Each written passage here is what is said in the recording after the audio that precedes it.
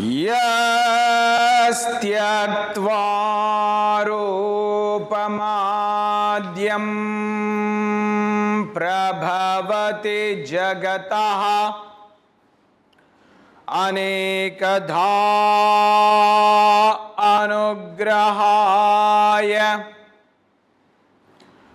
prakshina klesharashihi vishama vishadharaha aneka vaktrasubhogi sarvajnana prasutihi bhojaga parikaraha pretaye yasya nityam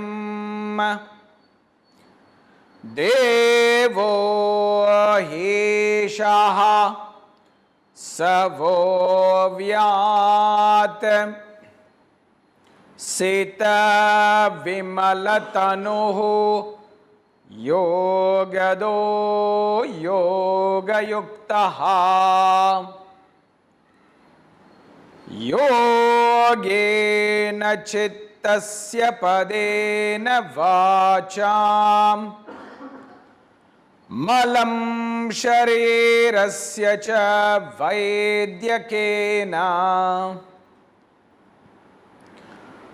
yopakarotam pravaram muninam Patanjalim pranjaliranatosmi abahu purushakaram shankhachakrasidharinam sahasrashirasam shvetam pranamami Patanjalim Shrimate Anantaya Nagarajaya Namo Namaha Patanjala Mahabhashya Charaka Pratisamskritaihi Manovakaya doshanam Hartre ahipataye namaha Bhashyakrit sutrakrit chapi Nirmalantam surupinam Dhyataram Shripatir Nityam Patanjalim Namamyaham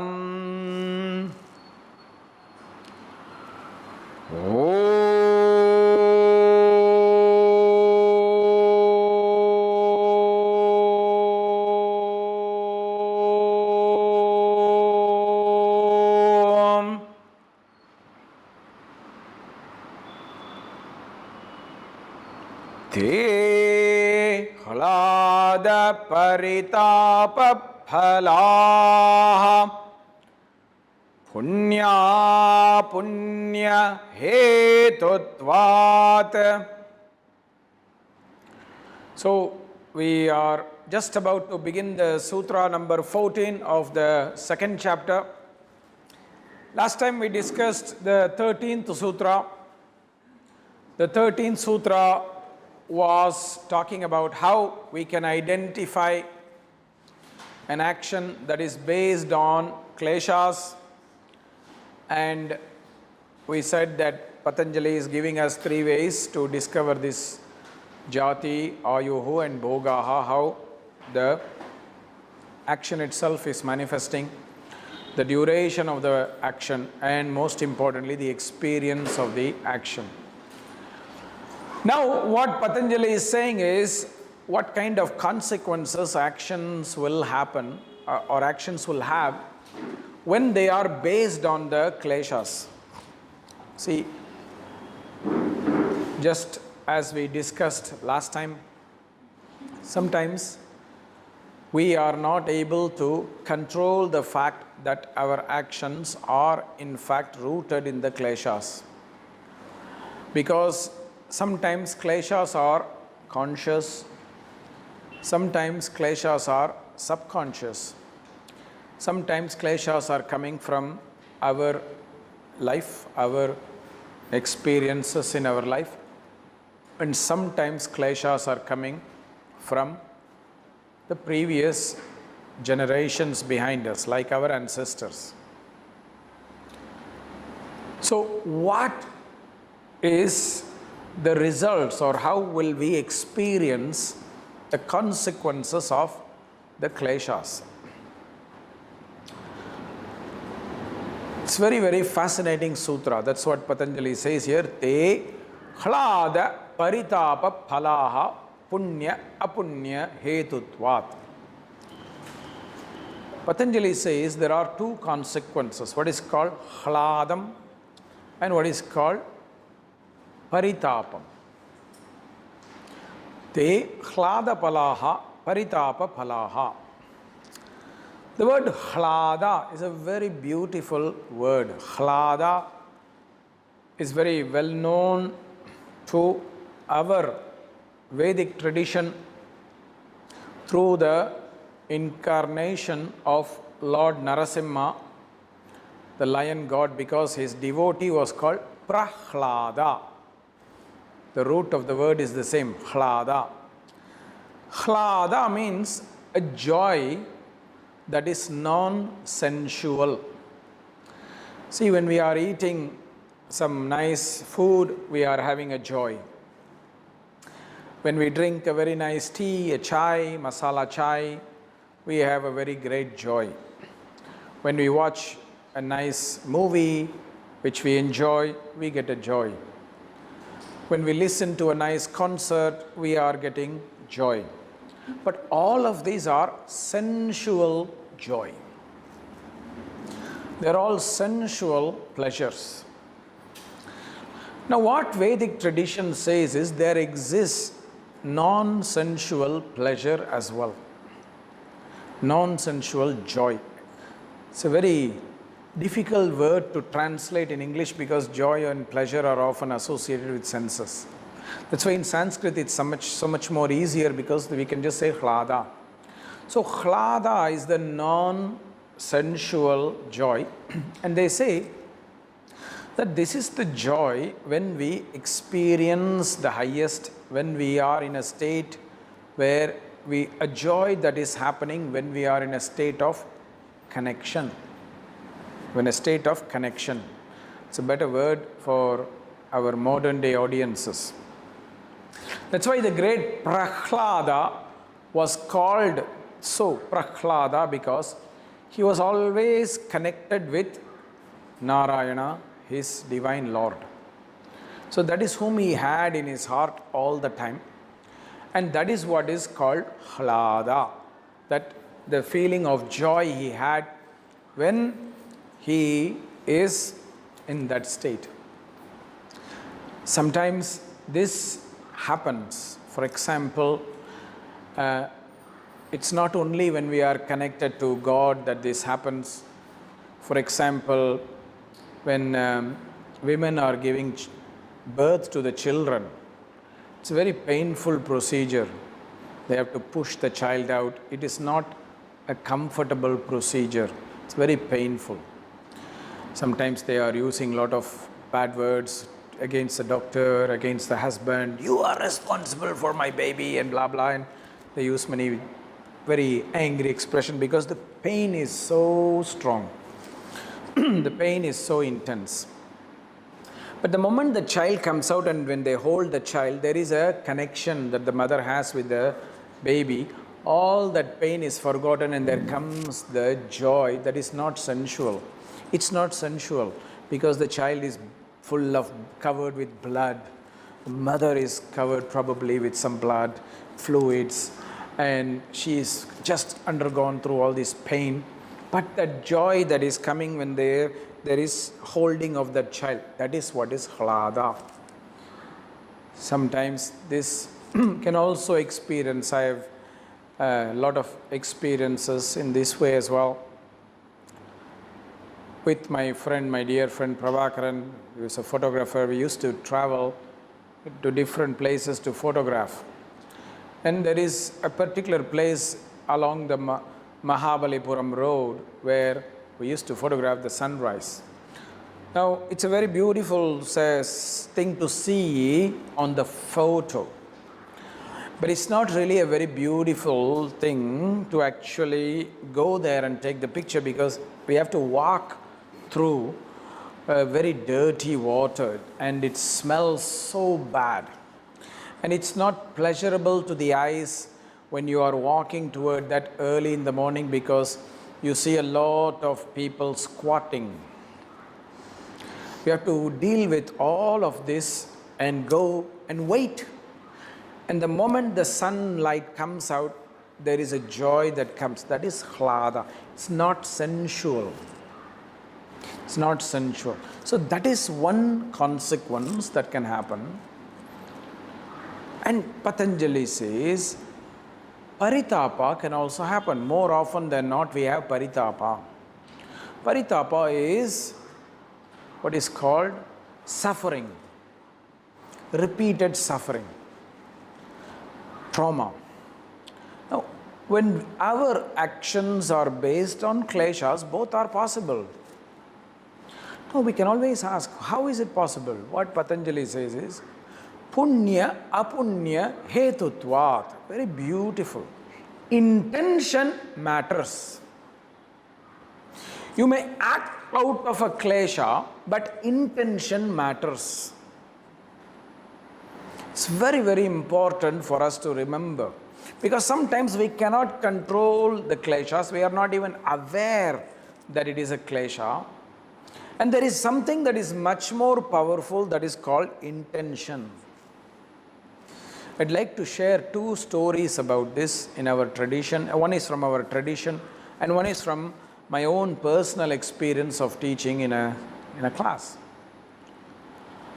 There is a great story in our tradition of a very simple hunter who was a very uneducated person. And one day he was walking through the forest, and in the forest he found a Shivalinga, an idol of Lord Shiva.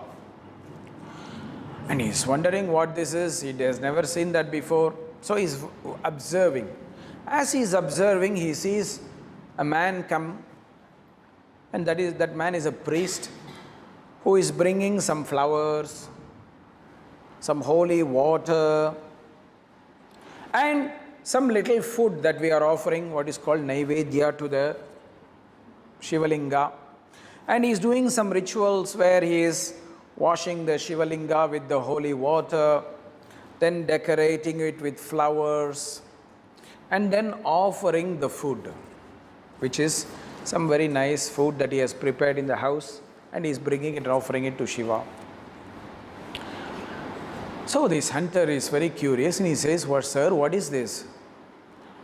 Now, the priest says, "Oh, this is a statue of Lord Shiva. He is our God, he is our protector, he is taking care of us, and I am offering my devotion to him through these acts." He says, "What are these acts?" He said, "Oh, we have to wash Lord Shiva every day with water so that he is clean. Then we have to decorate him with flowers, and then we are offering him some food so that he is not hungry." So the hunter is so touched by this. He thinks to himself, "I can also do this. I want to do this to please Lord Shiva." So what he does, he goes back and he says, "Okay, I have to bring some water and some flowers and some food." So as he's searching in the forest, he finds lot of flowers. So he picks some flowers and he doesn't know what to do with the flowers, where to put it. So what he does is he puts it in his own head. In his hair he hangs it in his hair to bring it. Then he finds water in the river. He doesn't know what to do with the water, how to carry the water, because he doesn't have the special patra to carry the water. So he doesn't know. So what he does, he takes the water and he swallows the water, keeps it in his mouth. You know, you can keep water in the mouth without swallowing. He keeps it in the mouth. And then for food, he's looking around what kind of food he will get. And there goes a pig. So he hunts a pig, a wild pig, and kills it, and he brings it to Shiva. So as he does it, what he does, he has to first clean the Lord Shiva. He's spitting the water on the linga. And then he has to feed, he has to decorate. So he removes the flowers from his head and puts it on Lord Shiva. He uses his leg to clean the old flowers and puts the new flowers. Then as a gift of food to offer Shiva, he puts this pig, which he has just hunted. And then he prostrates to Lord Shiva and he leaves. The next day morning, the priest comes and he is so shocked to see this, because you cannot offer a pig to the gods. It's considered not right. So he's so disturbed, he cleans it and he sees all the flowers thrown on Shiva. He cleans it, he throws the pig away, then goes to the river, has a bath because he has touched the pig, and then comes back and redecorates, asks for forgiveness to Lord Shiva, redecorates, does his puja again in a correct way, offers his food, and then leaves. Evening, hunter comes and he looks. He says, oh my God, the pig is gone. So Lord Shiva must have consumed the pig. Now he wants more. So he repeats the same procedure. And the priest repeats the same procedure the next day. It goes on like this for a couple of days, and the priest is very, very curious. Who is doing this? So he comes and waits and hides and watches. Hides and watches. So the hunter is doing this procedure and the priest is so shocked. So the priest doesn't know what to do. He doesn't want to confront the hunter. He's so agitated he cannot sleep. And he says to Lord Shiva, why are you not doing anything? Why are you accepting this? This is not correct. It's not according to the rules. Remember, one of the kleshas is avidya, lack of knowledge. He says the hunter doesn't know all the knowledge of how to worship you. He is breaking the rules. He is not doing it correctly. Why are you keeping quiet? So he hears a voice. He says, you come tomorrow, see his devotion. That is what matters. So next day the priest goes and hides in the same position. And the hunter is coming back with the same procedure, water in his mouth, flower in his hair, and one small pig along with him. As he comes, the hunter sees that Lord Shiva's eye is bleeding. In the linga, Shiva linga, the Lord Shiva's eye, one of his eyes is bleeding. The hunter doesn't know what to do. He says, he feels the pain. Because when you are bleeding, you can feel the pain, even if somebody else is bleeding. So he feels so, and he says, oh my God, I don't know what to do. He tries to stop the bleeding, but it is not stopping. So he doesn't know what to do. So he takes one of his arrows, plucks his own eye out, and fixes on the eye of Lord Shiva's, the Shiva linga. The bleeding stops. The bleeding stops. So he is happy. Immediately the other eye starts bleeding.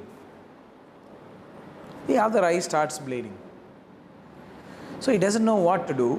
He wants to remove this eye. But then he realizes, very practical person, he may not be educated, but he is very practical.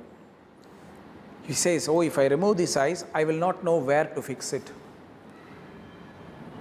So what does he do? He puts his toe of the foot on the Shivalinga where the eye is bleeding, so that he is marking where he has to put the eye with his leg, and then takes out the eye and he is sticking the eye there. This priest is getting so agitated because the leg is on Shiva. We say that is against the rules. Against the rules. So this priest gets angry and comes out and says, how can you do this? Blah, blah, blah. You cannot put your leg, you cannot do this, you cannot do that.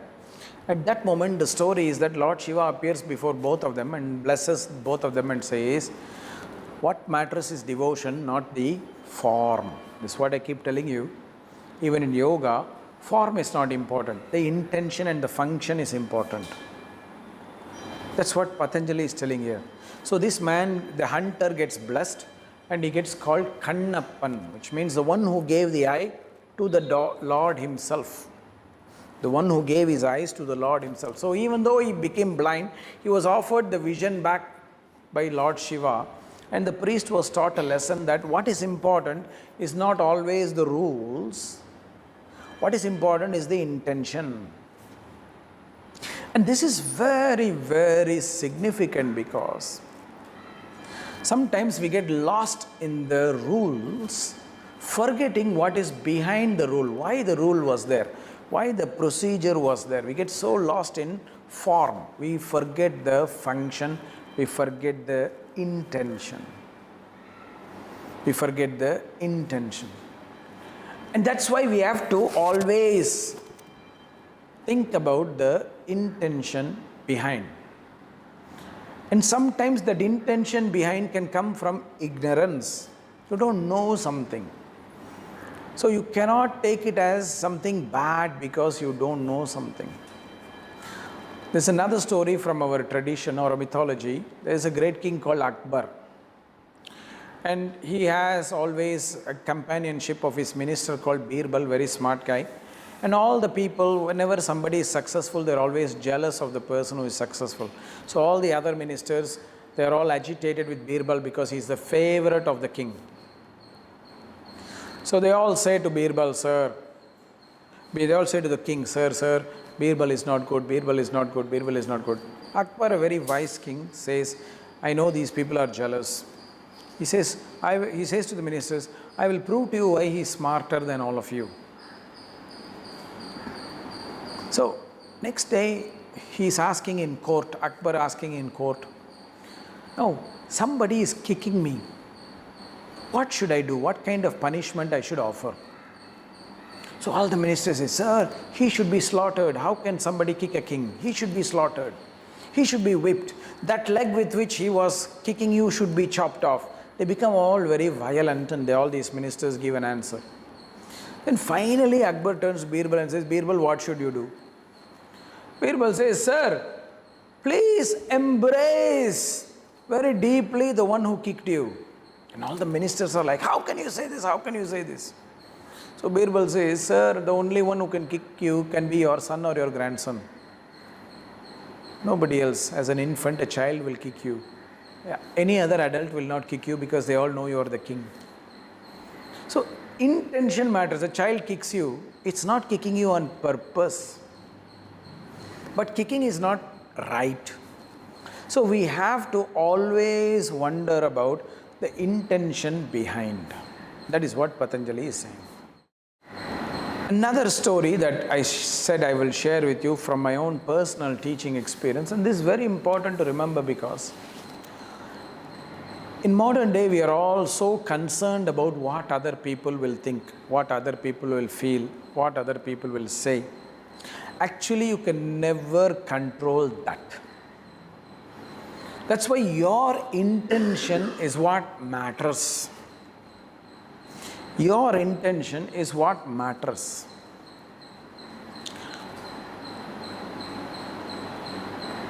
Many years ago, when I was doing one of the teacher training programs, every student in our training normally has to start teaching the class to practice to other students, normally in the last year or so.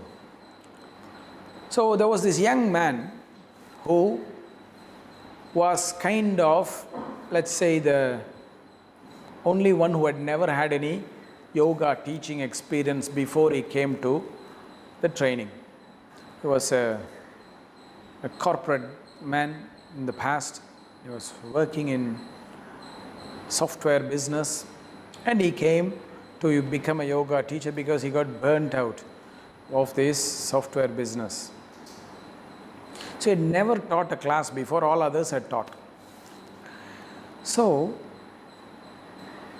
when he taught the class, he felt very touched that he was going to teach the first class of his life, and he wanted somehow that experience to be a very memorable one, not only for him but also for everybody else, and he wanted to offer gratitude to all the students who took part in the class.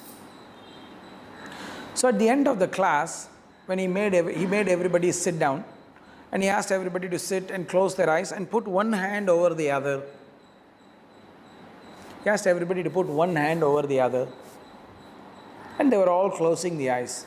So as they were all waiting like that and following the breathing, he would walk very quietly and place a lotus flower in everybody's hand, because his gesture was, I want to offer gratitude to every student of this class that was in my first ever class. Now it's a good intention or not, it's a good intention. So most people, they were so moved and touched about this. But one lady exploded and started shouting and screaming at him, saying he invaded her private space without her permission. Now, Patanjali answers her reaction later also. He says, normally what we see in others is a reflection of what we see within ourselves. So if we see others as bad persons, it's a reflection of something that is bad inside us. If you are seeing a particular experience as bad, it's because there is some traumatic vasanas inside. Perhaps she had some violation in her past. She's also right, she's not wrong. There was some violation maybe in her past that made her feel this way. So that is making her react that way. But he is also not wrong, because his gesture was a gesture of gratitude. So no matter what gesture you are doing, what action you are doing, you cannot control how another person feels. You cannot control how another person feels. So what matters is the intention. Punya apunya hetutvat. Punya hetu, apunya hetu. Punya hetu means if your intention is pure. This man's intention was pure. Kannappan's intention was pure. He wanted to devote and dedicate himself to Lord Shiva. Maybe the way he did things was not correct according to the rules, but his intention was pure. So that means the consequence will not lead to suffering. That's why this boy, this young man, very mature man, even though he was very young, he was not agitated by his gesture, because he told that lady, Madam, I only gave as a gratitude, I don't want to disturb you. Now, many of us, we are not able to see this, because very often our intention is not clear. Why we do something is not clear. Many of us, we don't know why we are doing something. We don't know why we are not doing something. We are not clear with our intention. We do because somebody else is doing, or somebody else is saying. I was learning German language for a year and a half, and I had some classmates. And one of the classmates, I asked him, why are you learning German? He said, I'm not interested. I'm coming because my classmates from college are coming. I just want to come with them. So he doesn't know why he's coming. And he's spending money, he's spending his weekends in the class. And he was one of the laziest fellows in the class. He was not learning at all. But he was not interested. He just wanted to hang around. So we are not sure in some ways why we are doing something. He could hang around with them some other place. So many times, that's why Patanjali says, because we are not clear with the intention, it leads to consequences of suffering. Paritapa, suffering. Whereas if the intention is very clear, Hlada is the consequence. You will not suffer, you will be joyful because something may go wrong technically, but your conscience is clear, your intention is clear. You are not going to feel regret at all. You are not going to feel regret at all. This is a very big debate because culturally there are many differences that now we sit in judgment as a modern society. For example, in the time of the 1900s, there were yoga masters, there were Ayurveda masters, there were music teachers who were very, very strict with their students. They would physically beat the students sometimes to make them better students. They were physically very violent sometimes. Now, their intention was not to hurt the student. Their intention was they didn't want the purity of the teaching they were offering to get lost. They wanted the students to actually be the best. Now, that's why some of their students became very great masters. Some of the students became very great masters. Now, as a modern society, we sit in judgment of them. Oh, this person was beating these days, they were beating those days. It's abuse, it is violent. Now, sometimes actions are one thing, but what is the intention behind, we have to look at. That is more important. We have great controversy in India. We have great controversy. Many Western lobbies are fighting against a very old tradition in India called Jallikattu. That is, you must not allow the bull and the cow, bulls to fight, and there is this kind of thing. Oh, it's violent against the bull, it's violence against the cow. Now, this is completely hypocrisy because there is something behind that. Because if you are really violent against the cow, then first stop eating cows. Stop wearing cow shoes. Stop wearing cow leather as belts.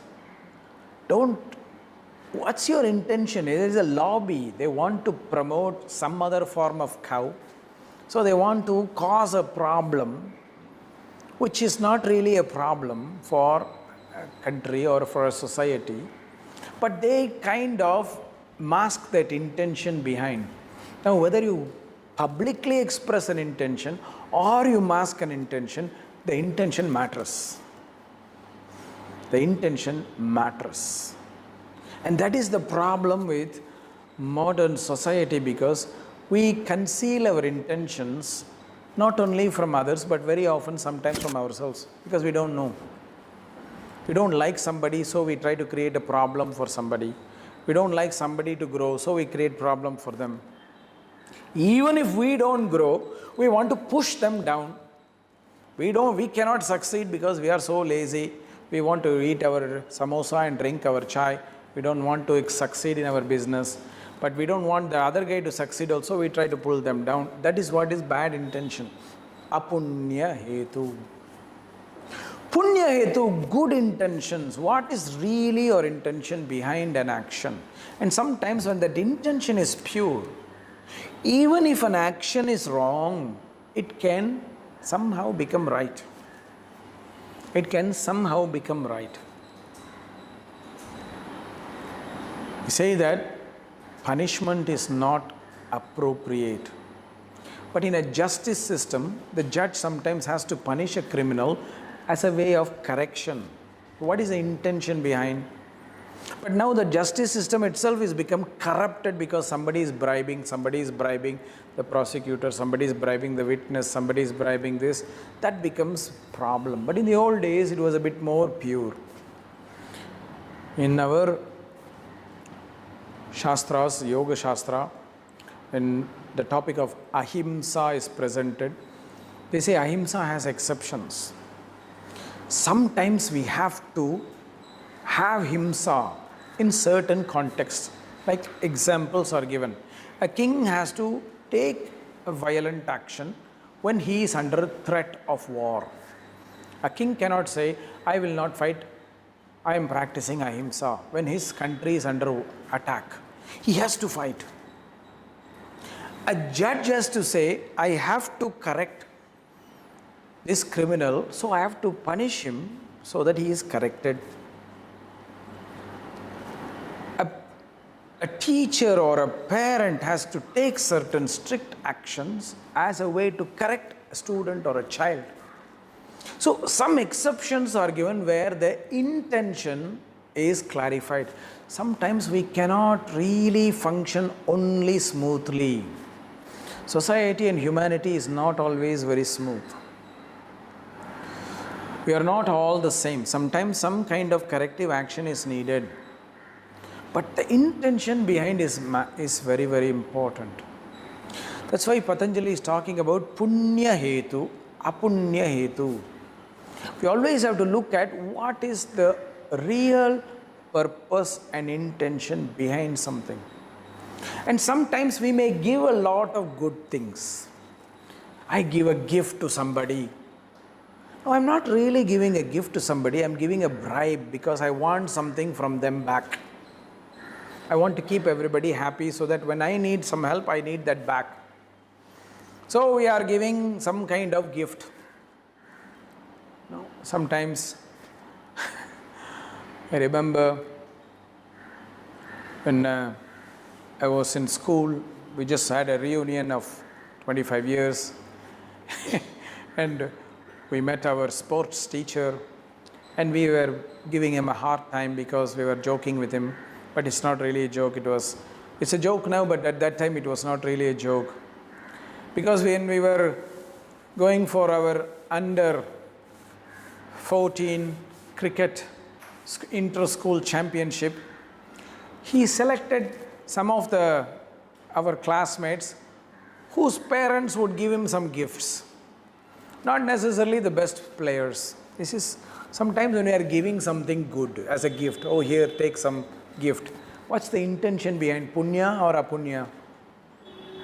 You have to reflect about it because you may do a good act with an evil intention. That's what Jesus told his people. He said sometimes there can be wolf in a sheep's skin. The skin is like a sheep, very nice animal, but inside it's really a wolf. Same way we can package a very nice gift. Here, new mobile phone, iPhone for you. The school teacher we can give, oh, select my son, please. Oh, please take some cake. Oh, why? So that you can be nice to my child. So intention, the action can be very nice, but the intention can be wrong. Paritapa palaha, suffering. Now that suffering need not happen immediately. It can come later, as we have already seen in the previous sutra. Same way, good consequence, halada, need not come immediately, it can come later. Drishta adrishta janma vedaniyaha. You may do something good now with an evil intention. The consequence may not be evil immediately, suffering immediately. It can come later. The same way, you can do some action that doesn't appear to be nice, but you have done it with a good intention. The consequence, the karma phala will manifest later. But don't worry about it. The equation will somehow be balanced. The equation will somehow be balanced between the good and the bad, the evil and the good intentions.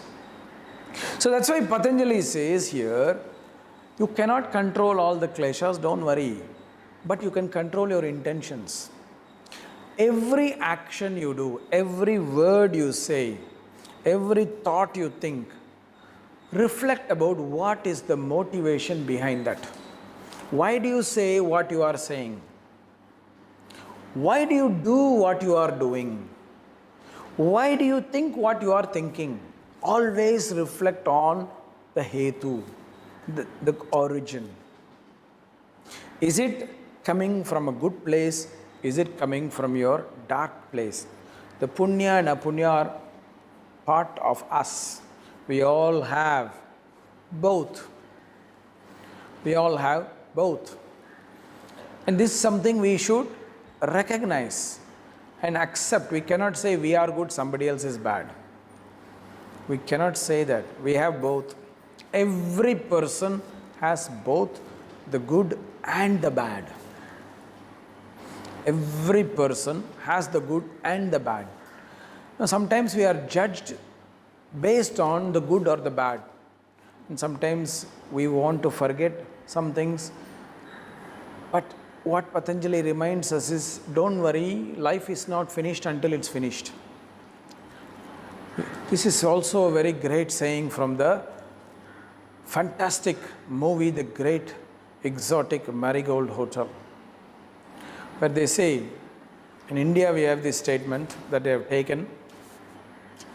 If you go to some place, some hotel, some restaurant, some dealer, they will always say no problem.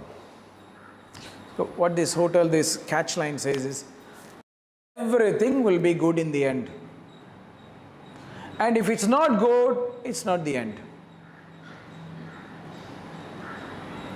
And this is very important because we have to let go of every action then and there. We do something, it has a consequence, okay, face it, learn from it, go on. Don't stay with that. Many people are not able to let go of that. We live in the past. People today are talking about Ravana. He did bad, he did bad. He did so 2000 years ago. We should let go of him and move on. People talk about what happened in the World War. Oh, these people were bad, these people were bad. It's now 70, 80 years after that. We have to let go and move on. We have to learn and move on. But human beings refuse to learn because we get attached to the negative. We love to be in relationship with the negative. That's why the dark is dominating most of the time. And it's very easy to blame, very difficult to take responsibility. The dark does not want to take responsibility, the dark wants to blame. If I am suffering, it's your fault. We don't see why we have to take responsibility for it, because even if somebody is doing something that is not nice to us, we don't have to suffer from that, especially as an adult. As a child, it's different. We are dependent on parents, we are dependent on some things. But as an adult, we don't have to blame somebody for our problems. We have to take personal responsibility for our problems. We cannot keep saying, oh, they are creating problem, they are creating problem, they are creating problem. What is the solution? And that's where our intention also is there. What is the intention behind our reason to suffer? Okay, somebody is not nice to me. Why am I suffering? What is the intention behind that?